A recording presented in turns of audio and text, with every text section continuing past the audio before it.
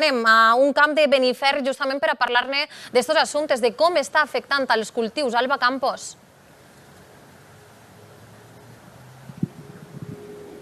Exacte, Àlex. El taronger, per exemple, està pràcticament botant d'alegria. Estava desitjant que arribaren ja aquestes temperatures, les temperatures típiques d'esta època. En canvi, les carxofes estan pràcticament com jo, tremolant i desitjant que no baixen encara més. De fet, fixeu-vos en esta carxofa. Esta carxofa està gelaeta. Ara ens contarà Jaime com afecta, per exemple, a la carxofa estos canvis bruscos de temperatures. La setmana passada més primaverals, ara ja d'hivern.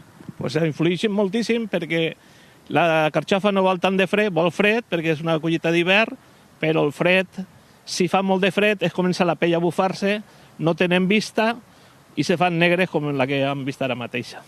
Jo he dit que estava gelaeta. Això vol dir que està rosa. Què vol dir que està rosa? Pues rosa vol dir que quan es comença a fer alguna rosa forta, cau una micotigua de gel, la peleta, el pèl que té damunt de la fulla, bota, perquè se queda l'au a dins i se congela.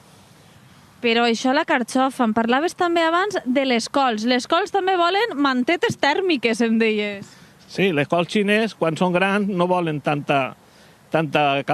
de fred, sobretot les menudes.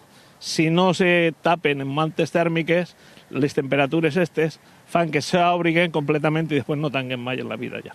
I en canvi, l'altre cas és el taronger, que el taronger ja tenia unes ganes, no? El taronger estava desitjant que fera fred perquè ja estava intentant brotar i qualsevol dia era tres flor. Content que estem en el mes de gener i les temperatures que enguany han tingut són massa càlides. Moltíssimes gràcies, Jaime. Ja ho sabeu, els cultius també estan patint estos canvis de temperatures.